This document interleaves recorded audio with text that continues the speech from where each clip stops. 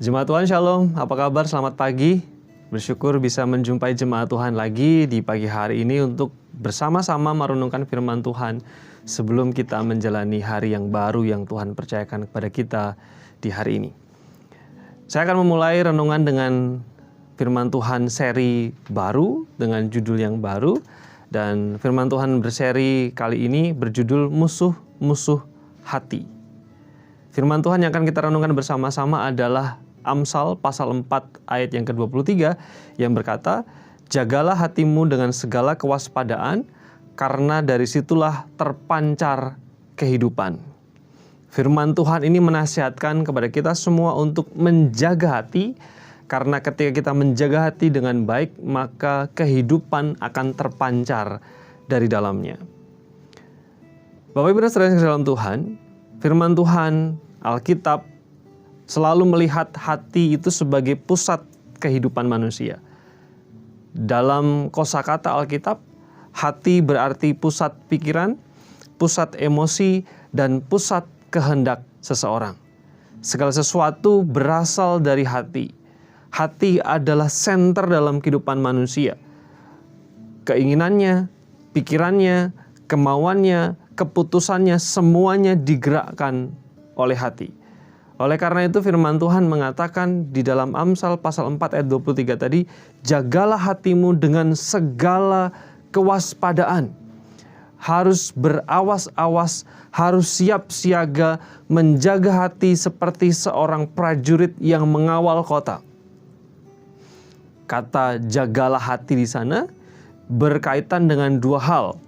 Hal yang baik dan yang jahat. Hal yang baik harus terus disimpan di dalam hati supaya tidak keluar, sedangkan hal yang jahat dijaga supaya tidak masuk ke dalam hati.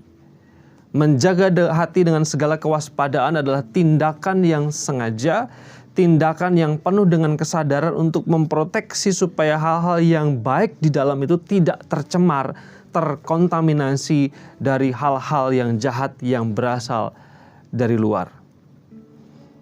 Tuhan Yesus di dalam Lukas pasal yang ke-6 ayat yang ke-45 menggambarkan hati itu seperti perbendaharaan, seperti ruang penyimpanan.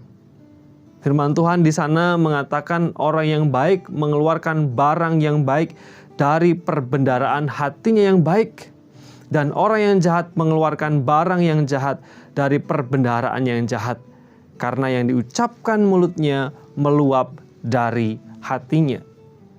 Hati adalah sebuah ruang penyimpanan. Ruang penyimpanan yang menyimpan barang-barang berharga yang harus dijaga supaya itu tidak keluar. Tetapi sebaliknya, ruang penyimpanan yang dijaga, diproteksi supaya hal yang buruk yang dari luar tidak masuk ke dalamnya. Hati, sekali lagi, adalah pusat emosi, pikiran, dan kehendak manusia.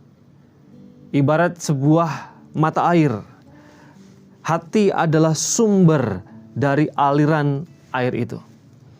Jika hatinya kotor, jika sumbernya kotor, maka yang dialirkan adalah aliran-aliran yang kotor. Sebaliknya, jika sumbernya baik, sumbernya jernih, maka aliran yang dialirkan adalah aliran yang bersih, yang jernih, yang menyegarkan. Oleh karena itu firman Tuhan mengatakan bahwa mari jaga hati kita. Mengapa perlu menjaga hati? Karena sekali lagi ada musuh-musuh hati yang menyerang hati manusia, yang mencemari, yang mengotori, yang membuat hati kita tidak bersih lagi, tidak menyimpan hal-hal berharga lagi. Di renungan-renungan berikutnya, kita nanti akan belajar tentang musuh-musuh hati sesuai apa yang dikatakan oleh firman Tuhan, apa saja yang punya potensi untuk mencemari hati, yang berpotensi untuk merusak hati, yang berpotensi untuk mengotori hati kita. Hari ini mari kita berdoa kepada Tuhan supaya Tuhan menolong kita untuk mawas diri, berawas-awas supaya tidak ada kontaminan yang masuk ke dalam hati kita, dan terus menjaga supaya hati kita suci, bersih, dan berkenan di hadapan Tuhan. Mari bersama-sama kita berdoa. Bapa di surga, terima kasih untuk hari yang baru ini. Dan kami mengawali hari dengan firman Tuhan yang mengajarkan bagaimana kami harus memproteksi hati, menjaga hati, memanage hati, supaya apa yang ada di dalam perbendaharaan hati kami adalah hal-hal yang suci, yang benar, yang kudus, dan yang mulia. Yang membentengi hati kami dari hal-hal yang tidak berkenan, yang berasal dari luar, yang akan mencemari hati kami. Ya Roh Kudus, tolonglah kami. Terima kasih di dalam nama Tuhan Yesus Kristus. Kami bersyukur dan kami berdoa. Amin.